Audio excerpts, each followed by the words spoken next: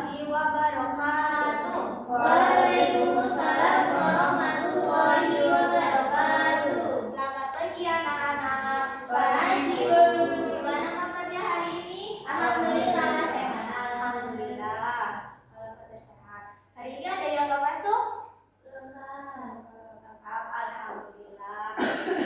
Ibu minta kalian tengok kanan kirinya apakah ada sampah atau enggak. Ada yang ingat materi yang kemarin itu apa? Umrah. Ya betul. Kemarin itu kita sudah mempelajari mengenai haji dan umroh. Sekarang mengenai tata cara bagaimana cara ibadah haji dan umroh. Ibu mau mengingatkan materi kemarin. Nah, ibadah haji itu merupakan rukun iman atau Islam? Islam. Betul, Mbak Ina. Rukun Islam yang keberapa? Ya, lo bener apa enggak? Kalau ya betul, Islam yang kelima. Adapun tata caranya ibadah haji dan umrah itu yang pertama itu melakukan mikot, di mana mikot ini merupakan jamaah haji bersiap melakukan ibadah haji maupun umroh terlebih dahulu dengan menggunakan kain ihram. Contohnya seperti ini. Ini bagi yang laki-laki dan ini bagi yang perempuan. Yang laki-laki tidak boleh ada jahitannya. Setelah memakai pakaian ihram, lalu jamaah haji maupun umroh ini menuju ke Ka'bah dengan melakukan tawaf dengan berkali putaran. Lalu setelah itu sa'i dengan berlari-lari, sedikit berlari-lari atau berjalan sebanyak 7 kali di antara Bukit Safa dan Marwah. Nah, yang membedakan antara ibadah haji dan umrah itu adalah di sini, Mina. Kalau umrah itu langsung kepada tahallul, melakukan tahallul. Tetapi kalau ibadah haji itu menuju ke Mina terlebih dahulu dengan melakukan niat. Mas Haji kalau perhatikan ya.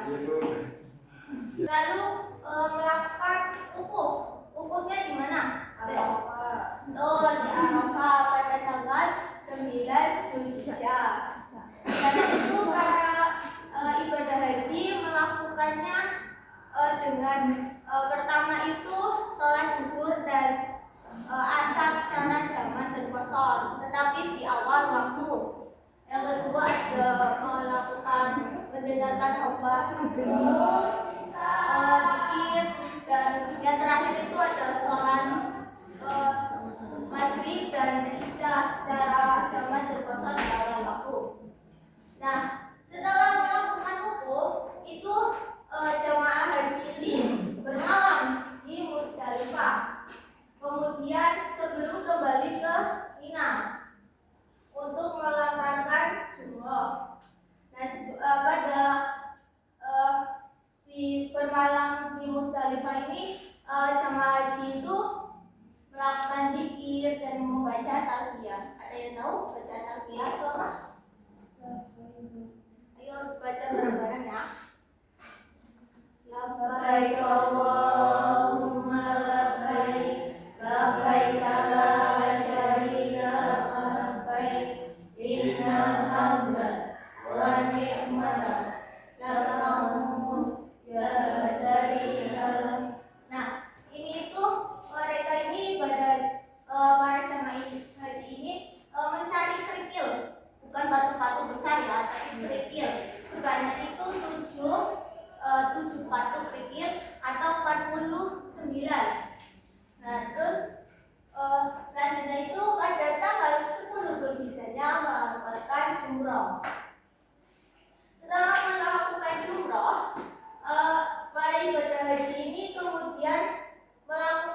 tahlul. Tahlul ini merupakan mencukur seluruh atau sebagian rambut seperti ini. Setelah ini itu kembali ke Mekah melakukan tawaf dan sa'i lagi sebanyak 7 kali. Setelah sa'i, para jamaah haji ini kembali ke Mina, ke Mina untuk melampaukan jumroh. Di mana jumroh ini ada 3 bagian, yaitu ula, wusta, dan akhir. Nah, ini itu sebanyak 7 kali dilempar. 7 batu ini dilempar sebanyak 3 kali. Setelah melakukan jumroh, mereka kembali ke Ka'bah lagi untuk melakukan tawaf, yaitu tawaf wada, untuk mengakhiri ibadah haji. Saya tahu tata cara yang terakhir itu apa? Yuk, Mas Rizky, apa? Belum. Sesi. Mbak Ina. Nah, yang terakhir itu jangan lupa kita kembali ke tanah air. Nah, itu tata cara ibadah haji dan umrah. Nah, perbedaannya kalau ibadah umrah itu hanya tawaf, sa'i, tahallul, lalu ke tawaf lagi yang terakhir dengan membaca talbiyah sebanyak 7 kali. Sudah paham anak-anak? Sudah. Kalau sudah paham, ibu akan memberi kalian nanti akan diskusi kelompok sebanyak ibu akan bagi 2 kelompok ya. Kelompok pertama dan kelompok kedua. Nanti ada sebuah soal, soal kasus. Nanti kalian diskusikan, nanti salah satu dari perwakilan kelompok 1 maupun kelompok 4 untuk maju ke depan mempresentasikan hasil jawaban diskusinya. Ya. Nah, ibu beri waktu 3 menit untuk kalian diskusikan. Ya.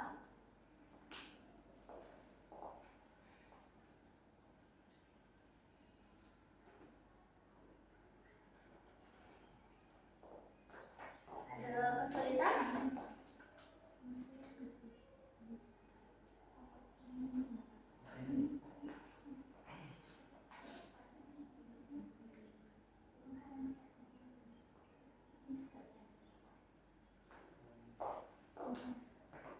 Ibu rasa cukup ya waktunya. Ibu minta kelompok 2 terlebih dahulu untuk maju. Ayo, Mbak Lulu atau Mas Hasbi yang mau maju? Iya. Ya, Mas Hasbi maju ke depan untuk mempresentasikannya. Dibaca soalnya terlebih dahulu. Ketika seorang wanita sedang melaksanakan ibadah haji dan tiba-tiba mengalami menstruasi saat melakukan tawaf di sekitar Ka'bah, apa yang seharusnya dia lakukan? Bagaimana status ibadah haji wanita tersebut? Ketika Aisyah haid saat haji, Nabi Shallallahu Alaihi Wasallam bersabda padanya, lakukanlah segala sesuatu yang dilakukan orang berhaji selain dari melakukan tawaf di Ka'bah hingga engkau suci.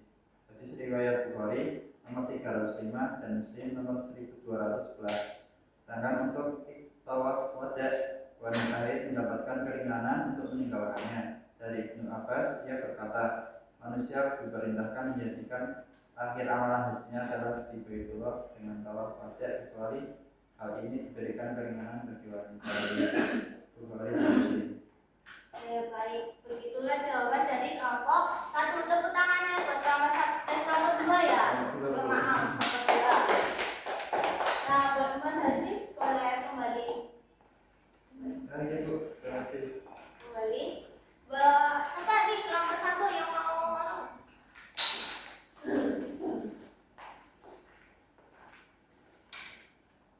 Pertanyaannya, ketika seorang wanita sedang melaksanakan ibadah haji dan tiba-tiba mengalami menstruasi saat melakukan tawaf di sekitar Ka'bah, menanyakan bagaimana status ibadah haji wanita tersebut. Dari kelompok 1 memiliki pendapat bahwa ihram baik saat umroh maupun haji bagi wanita haid hukumnya sah dan diperbolehkan. Yang perlu dilakukan ketika wanita haid sampai di mikot hendaknya mandi dan istisfar. Baru kemudian memulai ihram. Yang dimaksud istisfar adalah menggunakan pembalut lebih rapat sehingga dipastikan tidak ada darah yang merembes keluar hingga ke celana. Dalil tentang bolehnya ihram dalam kondisi haid adalah peristiwa yang dialami Aisyah radhiyallahu anha. Beliau menceritakan perjalanan hajinya bersama Nabi SAW. Kami berangkat dengan niat haji. Ketika sampai di daerah Sorok, aku mengalami haid. Rasulullah SAW menemuiku sedang nangis. Kamu kenapa? Apa kamu haid? Tanya Nabi Muhammad SAW.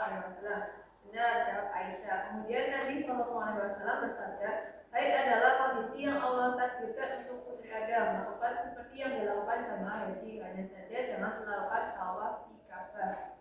Ya baik, terima kasih pada kelompok pertama. Tepuk tangannya buat kelompok pertama. Nah, lalu apakah boleh nggak sih sebenarnya melakukan tawaf itu ada yang bisa berpendapat kelompok 1 atau kelompok 2? Ibu, ya Mbak Ina silakan. Menurut kelompok 1, melihat dari pendapat Imam Abu Hanifah bahwa wanita haid boleh melakukan tawaf tetapi dengan syarat membayar dam seekor unta. Adapun dari Ibnu Taimiyah berpendapat apabila seorang wanita muslim terdesak akan waktu kepulangan, dia dapat melaksanakan tawaf ibadah dengan menjaga jangan sampai tetes darah satu pelanggai masjid selama melaksanakan tawaf. Berbeda dengan tawaf ibadah yang menjadi salah satu rukun ibadah haji, tawaf wadah merupakan amalan wajib yang bisa berakibat denda jika ditinggalkan. Denda tersebut bisa berupa dam 1 ekor kambing, namun berdasarkan hadis riwayat Bukhari dan Muslim, Rasulullah SAW memberikan rukhsah atau keringanan kepada wanita yang haid untuk tidak tawaf wadah. Terima kasih Mbak Ina, sangat bagus banget pendapatnya ya. Kalau ada solusinya nggak sih kalau pengen tawaf ini kelompok 2 pengen dengar nih solusinya biar wanita haji bisa ikutan tawaf atau nantinya bisa ikut haji? Dulu ada tambahan? Yuk Mbak dulu coba pengen dengar itu nih. Jika ada wanita muslim yang masih bersuci dari haidnya dan belum melakukan tawaf ibadah serta dikejar waktu kepulangan, dia bisa meminum obat atau pil anti haid sekedar untuk memampukan percucuran darah agar dia bisa melakukan tawaf ibadah. Tetapi jika langkah minum obat tidak memungkinkan dan waktu segera tiba, dapat mempunyainya dari haji karena waktu menjadi haji ifrad, yaitu mengerjakan haji tanpa melaksanakan umroh. Ya, terima kasih atas pendapatnya kelompok 2. Kalian pintar-pintar banget. Tepuk tangan buat kelompok 1 maupun kelompok 2. Jadi wanita yang sedang haid itu tidak dibolehkan untuk tawaf karena tawaf itu merupakan syarat-syaratnya dari syarat satu tawaf itu suci dari hadas. Jadi jika tapi berbeda lagi menurut pandangan Hanafi, karena kalau pandangan Imam Hanafi itu atau mazhab Hanafi itu dibolehkan karena menurut Hanafi ini tawaf ini tidak usah bersuci gitu. Tidak bersyarat untuk bersuci. Ibu rasa cukup sekian dari materi hari ini. Untuk pertemuan yang akan datang karena materi tentang ibadah haji dan umrah sudah selesai, Ibu akan mengadakan ulangan harian. Jadi kalian siap-siap belajar mulai dari sekarang. Untuk bentuk soalnya Ibu belum tahu, nanti bisa berbentuk tulisan atau lisan. Jadi kalian siap-siap belajar aja ya. Ibu akhiri. Kurang lebih mohon maaf sebelumnya, kita akhiri dengan baca